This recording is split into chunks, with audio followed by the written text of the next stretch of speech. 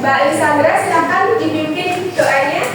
Di tempat duduk silaga, doa mulai. Bismillahirrahmanirrahim.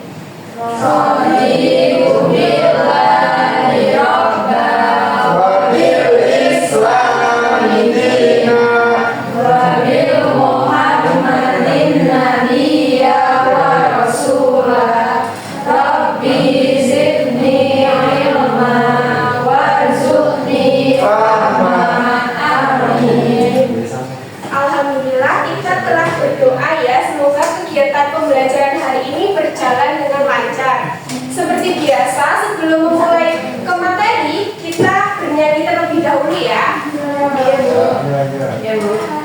Kita akan nyanyi lagu nasional dari Sabang sampai Merauke. Silahkan anak-anak berdiri terlebih dahulu.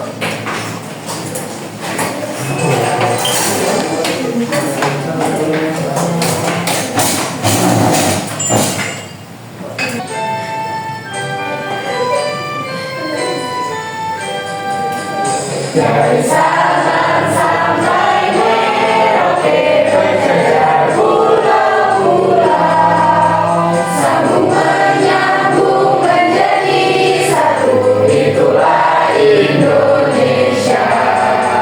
Indonesia tanah airku, aku berjanji padamu, menjunjung tanah airku, Indonesia. Baik, silakan duduk kembali. Baik, Bu.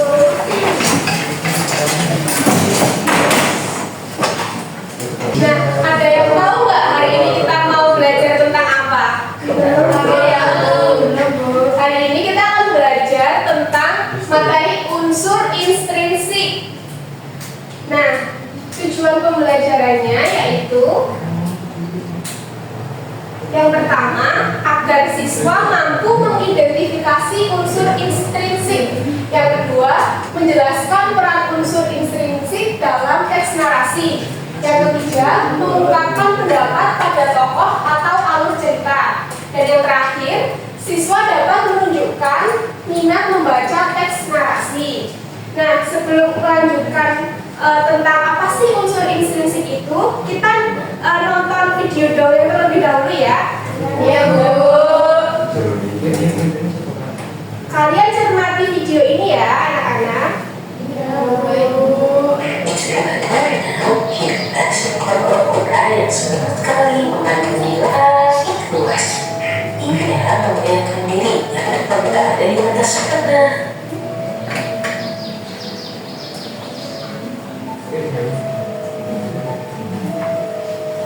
Alangkah indahnya langit itu. Andai aku bisa terbang di atas sana. Tinggal di dalam tempurung yang berat ini hanya memperlambat jalanku. Aku tidak suka. Lama kemudian, ia melihat sepasang burung merpati di pinggiran danau yang terlihat sendiri untuk memindahkan mereka. Hei burung merpati, bisakah kau membantuku untuk terbang? Aku ingin sekali melihat pemandangan dari atas sana. Baiklah, kami akan membantumu mewujudkan impianmu. Kami akan mencari batang kayu dan kau hanya perlu mengikutinya. Tetapi perlu diingat, bahwa jangan sekalipun kau membuka mulutmu, karena itu akan membuatmu terjatuh.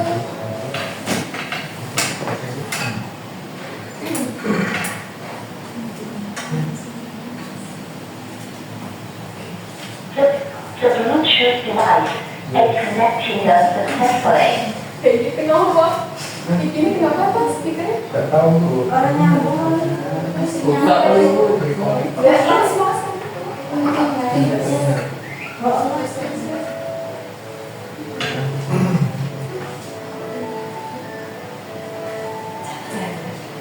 Setelah menggigit batang kayu, sepasang burung merpati itu pun memegang kayu di masing-masing ujungnya, lalu mulai mengepakkan sayapnya.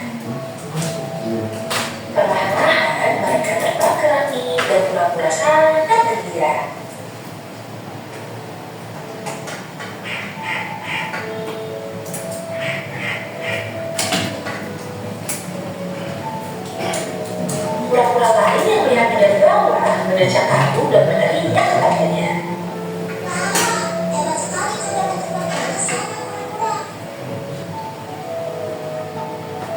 Pura-pura yang sudah merasa hebat itu pun berniat membalas pujian tersebut dengan sombong. Tentu saja. Pura-pura lupa dengan pesan burung merpati. Ketika ia membuka mulutnya, gigitannya terlepas. Alhasil, pura-pura pun terjatuh ke tanah.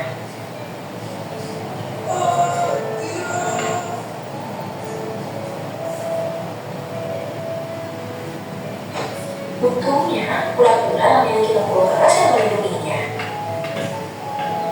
Ia menyesal karena telah menyepelekan apa yang sudah dia miliki dan tidak mengikuti pesan dari sepasang burung merpati tersebut karena kesombongannya. Oke, bagaimana video yang barusan Ibu tayangkan? Apakah menarik? Menarik. Terus yang ada di video dongeng itu tadi itu siapa sih tokohnya? Kura-kura. Sama siapa? Merpati. Oke. Lanjut ke materi ya. Nah, jadi pengertian unsur intrinsik yaitu unsur yang terbentuk dari dalam cerita itu sendiri. Unsur intrinsik juga bisa disebut sebagai unsur pembangun dari dalam cerita. Nah, macam-macam unsur intrinsik itu ada 6. Yang pertama ada tema, alur, latar atau setting, tokoh, sudut pandang, dan amanat. Kita bahas satu persatu ya. Nah, tema itu adalah ide atau gagasan yang melatar belakangi sebuah cerita. Untuk dapat mengetahui tema, kita harus mengetahui keseluruhan isi cerita dan rangkaian peristiwa atau alur dalam cerita tersebut. Nah, alur itu dibagi menjadi 3. Ada yang tahu apa aja? Alur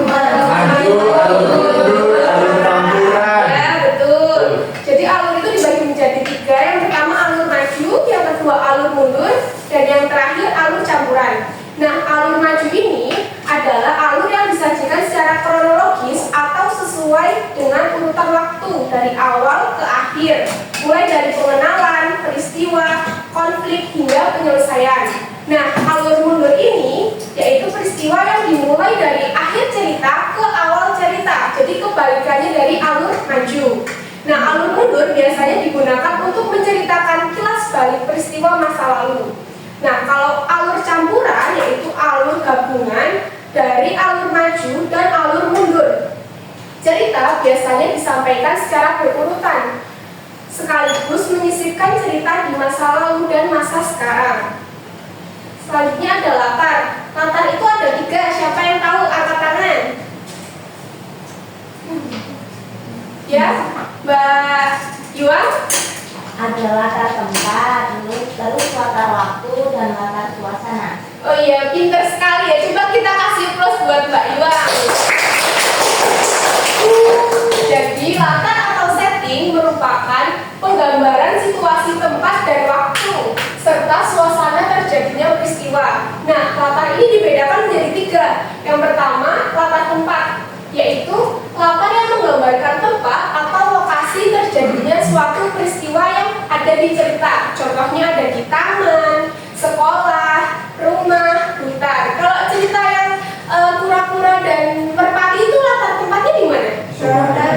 Di hutan. Betul. Selanjutnya ada latar waktu.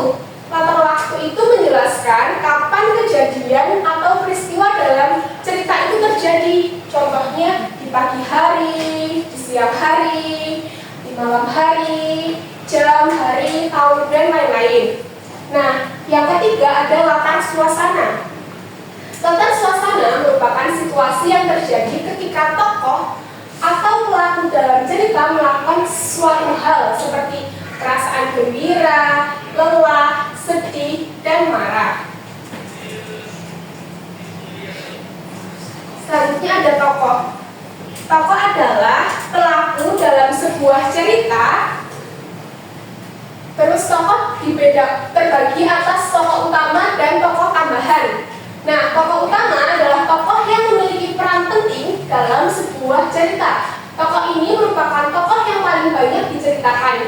sebagai pelaku kejadian maupun yang dikenai kejadian. Nah, berikutnya ada tokoh tambahan. Tokoh tambahan itu apa sih? Bisa dijelaskan Mbak Julia? Tokoh tambahan itu tokoh yang dimunculkan sesekali Bu dalam sebuah cerita. Betul. Kita kasih tepuk tangan buat Mbak Julia ya. Jadi tokoh tambahan itu adalah tokoh yang dimunculkan sesekali di sebuah cerita dengan istilah tokoh pembantu yang berfungsi untuk pelengkap tokoh utama dalam menghidupkan cerita. Berikutnya ada penokohan. Penokohan adalah cara pengarang menggambarkan watak atau karakter tokoh-tokoh dalam cerita. Penggambaran penokohan dilakukan dengan beragam cara sebagai berikut. Yang pertama, melalui perilaku atau gerak-gerik tokoh yang bersangkutan. Terus yang kedua, melalui dialog antar tokoh yang bersangkutan. Yang ketiga, sifat-sifat yang digambarkan oleh penulis. Dan yang terakhir, pelukisan lingkungan tempat tinggal tokoh seperti tempat belajar, kamar, dan kolong jembatan. Berbagai pandangan tokoh lain mengenai perilaku dan sikap tokoh yang bersangkutan. Nah, sudut pandang atau point of view yaitu posisi pengarang dalam membawakan sebuah cerita. Sudut pandang itu dibedakan menjadi dua. Apa itu? Ada yang tahu? Ya, Mbak Julia lagi. Sudut pandang orang pertama dan sudut pandang orang kedua. Kurang tepat ya. Mbak Zahra mungkin Mbak coba Bu. Oh iya, aku Mbak Zara. Sudut pandang dibedakan menjadi dua apa aja?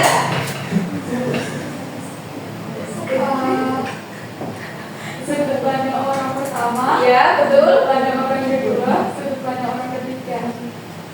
Sudut pandang orang pertama sama sudut pandang orang ketiga ya. Oh iya. Jadi sudut pandang orang pertama adalah pengarang terlibat langsung atau orang pertama dalam cerita yang ditandai dengan penggunaan kata ganti orang, yaitu aku. Yang kedua ada sudut pandang orang ketiga. Nah, sudut pandang orang ketiga adalah pengarang tidak terlibat langsung dalam cerita yang ditandai dengan penggunaan kata ganti orang seperti dia, mereka, dan sebagainya, atau menggunakan nama tokoh biasanya. Berikutnya ada gaya bahasa. Gaya bahasa dalam unsur intrinsik cerita menjadi ciri khas dari penulis saat menuliskan cerita. Gaya bahasa ini bisa dibedakan dari penggunaan majas, diksi, dan pemilihan kalimat yang tepat di dalam ceritanya. Nah, materi yang terakhir yaitu amanat.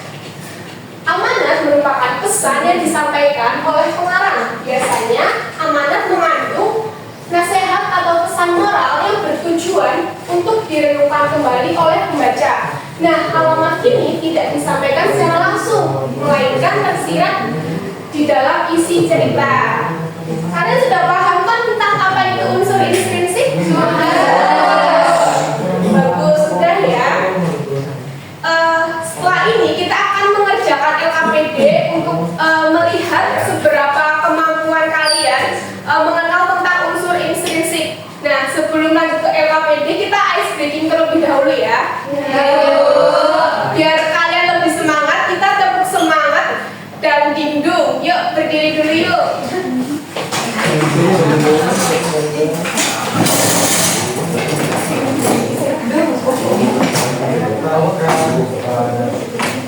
Ibu contohkan terlebih dahulu ya. Kalau ibu bilang tepuk semangat, kalian langsung tepuk ya. Tepuk semangat. Dan ding ding ding, dung dung dung. Dan ding ding ding, dung dung dung. Se aha aha ma, aha aha ngat, aha aha semangat. Gitu ya. Tapi kalian harus yang semangat biar mengerjakan LKPD-nya itu betul semua, oke? Ibu mulai ya. Tepuk semangat.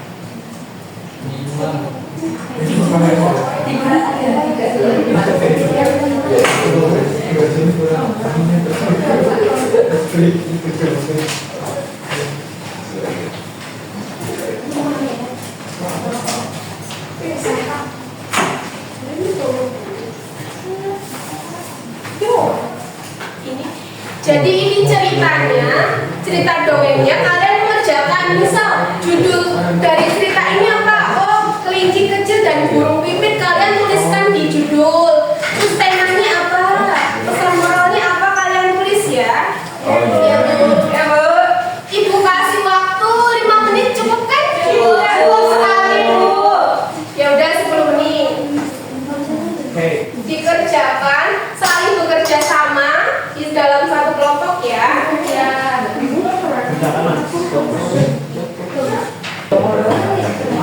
Ada yang sudah selesai? Sudah. Siapa yang mau maju terlebih dahulu? Oke, kelompoknya Mbak Zahra. Boleh presentasikan sambil menunggu temannya yang belum selesai ya. Ya, jadi kelompok 1 ini mempresentasikan hasil diskusi kami, yaitu unsur inspirasi cerita. Yang pertama itu ada unsur yang menggambarkan tokoh itu disebut tokohan. Selanjutnya unsur yang menjadi gagasan utama itu ada tema. Selanjutnya yang ketiga itu unsur yang menjelaskan waktu terjadinya cerita itu latar. Ya. Yang keempat itu ada tema. Oh iya, yang keempat itu ada unsur yang menjelaskan pesan dalam cerita itu amanat. Terus yang kelima unsur yang menjelaskan urutan peristiwa dalam cerita itu alur. Ada yang berbeda jawabannya dengan kelompoknya Mbak Zahra? Sama ya. Oke, kita tepuk tangan untuk kelompoknya Mbak Zahra. Terima kasih ya, jawabannya sudah benar. Boleh duduk kembali? Boleh. Sekarang kelompoknya Mas Kadi, silakan maju ke depan. Sampai mau maju. Yuk dipresentasikan biar temennya tahu. Pokoknya baru sih dulu kelompok 2 ya? Enggak. Kelompok ya, iya.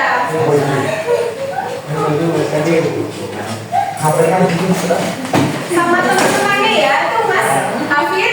Ya.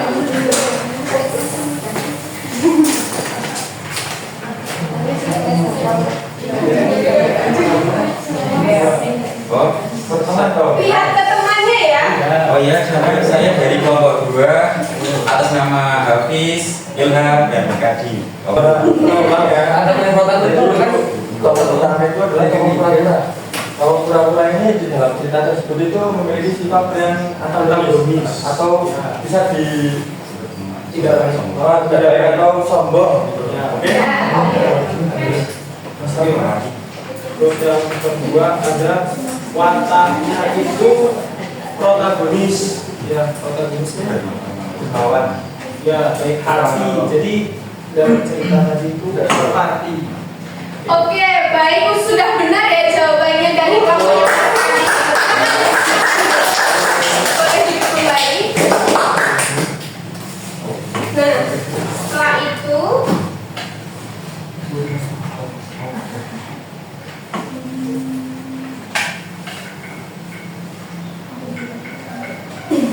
Nah, setelah itu Ibu akan memberikan evaluasi dengan menunjukkan kuis.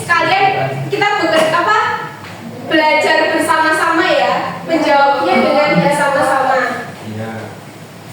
Kalau sudah tahu jawabannya langsung bilang ya.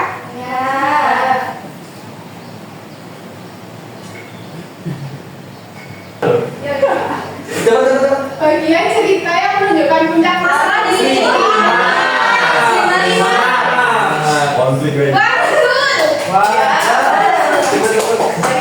Nomor 2. Amanat dalam cerita adalah Coba. Salah. Nomor 3. Unsur intrinsik dalam cerita adalah C. Coba ya. yang ada pada gambar cerita. Betul sekali. Ayo, 2 nomor lagi ya. Itu nomor lagi. Tokoh yang berperan sebagai lawan dari tokoh utama disebut antagonis ya jawabannya. Yang terakhir Penulis. penulis. Oke, ternyata kalian sudah paham ya tentang apa itu unsur intrinsik. Nah, Mulai mas. kayak gitu kembali. Udah.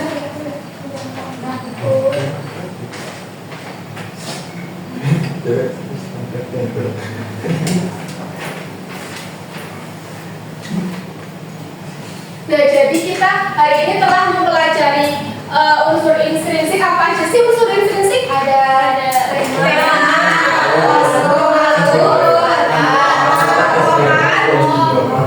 amanah, terus apa? Alur, latar, Waktu. ya, penokohan. Sifat. Nah, jadi kesimpulannya pada pembelajaran hari ini, unsur intrinsik adalah unsur yang membangun suatu karya sastra dari dalam, seperti tema, tokoh, dan penokohan, alur latar, sudut pandang, dan amanah. Semua unsur tersebut saling berkaitan dan membentuk kesatuan cerita yang utuh. Dengan memahami unsur intrinsik, pembaca dapat lebih mudah mengerti isi cerita serta menangkap pesan yang ingin disampaikan oleh pengarang.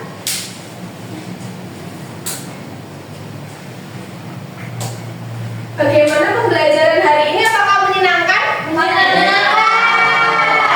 Menyenangkan ya. Ternyata kita sudah di akhir pembelajaran. Jangan lupa kalian tetap mempelajari tentang apa itu unsur-unsur intrinsik dan mengerjakan soal-soal yang ada di buku ya. Mungkin seperti itu saja. Kita berdoa dulu sebelum pulang, dipimpin oleh Mbak Lucy. Mbak Lucy berdoa.